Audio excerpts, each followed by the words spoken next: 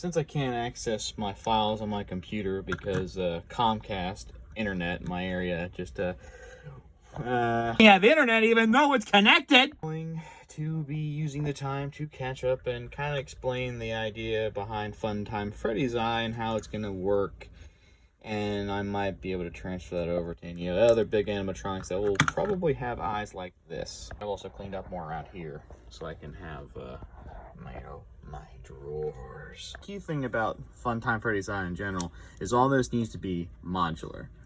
Instead of just having one big piece, you cut them up into smaller pieces. This is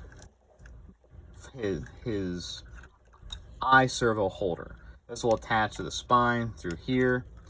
There are holes for the screws to go through, and these pass-through holes so the screws can go through even further to connect other pieces. It's like a double pinches them. Anyway, these have heated inserts, these little brass things.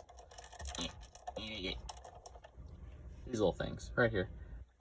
These get heated up by a soldering iron. You put them on there, you press them into the plastic, it melts. It's a nice tight fit.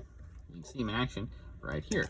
So, in terms of modular, everything's modular, even down to the eye. Magnets keep the eye together. You have the x-axis, which is right here, and then you have the y-axis, which is right here. Originally, I used screws to screw them in place, but instead I went into a simple track system where there's a ball in piece. These drawers somewhere. I don't remember which one to put it in. There it is. So, instead of having to screw this together, I just press it in. Ta-da! Since it's two balls there, the plastic spreads out, so it forces its way in. It retracts back because it falls into two spherical spaces exactly like that, so it can spin on that axis and not come out. Isn't that nice? And yeah, it all fits together, and the eyeball keeps it in place. Now for the actual thing, what's going on back here, this servo is going to spin this piece right here, which is connected to a pin, which is getting loose.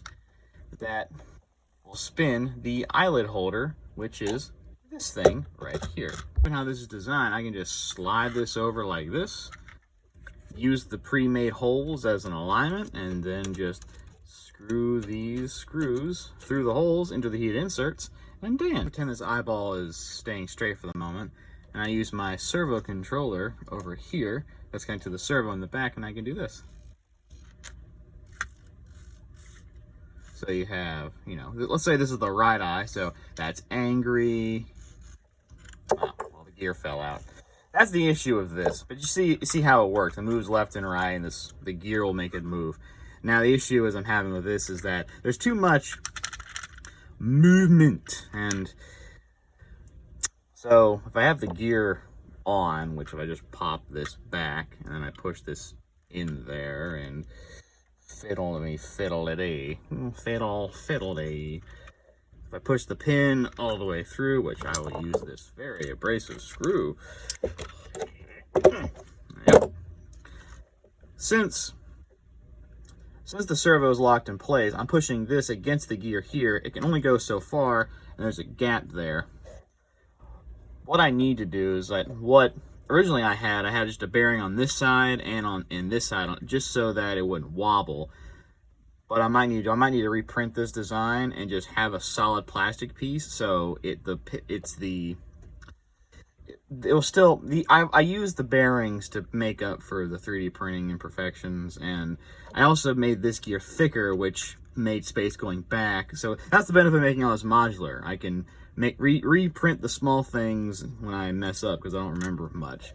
What I need to do is either A, if I want to keep the gear the same size, I'll have to pull the servo back more, ignore the dirty fingers, and that will fill up this gap here, or I can just make the servo gear smaller again, but either way. And I can probably have it so that I can put maybe a little gap or something on this side so that I'll fit the bearings in through this side. The plastic will stop the pin from going out this way. And since if I push the pin forcibly into this, I don't have to worry about it moving because they'll just be using friction and tension to keep it from moving. But yeah, that's pretty much it. You can have like angry, sad, you know, wide eye expressions. You can have, you know, squinty eyed, like, I don't trust you. But yeah, much more improvement in the old design.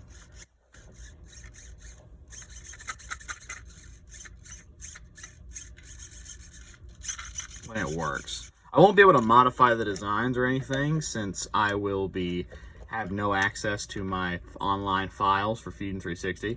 I need a better program in Fusion 360, honestly. If I could port all of my files to some other software, I will. But until I get access to it, I'm kind of just stuck with what I have. Just write down what I need to fix. Also, I'm getting off TikTok for a while. Just because, like, I get it. I get the messages. I get the DMs. You don't have to keep messaging me. And stop emailing me. That's for business only. Stop for he's like, I want to contact him directly. No, it's business only, please. I just delete the emails when I see them. Not trying to be mean. That's just that's what it's for. All right. Yeah, that's it. And yeah, Nosy is pretty cool. Him and Mimic would probably like to meet each other. Also, if I'm correct, we live in the same state, so who knows? Maybe the two might meet each other again, or might meet each other, not again.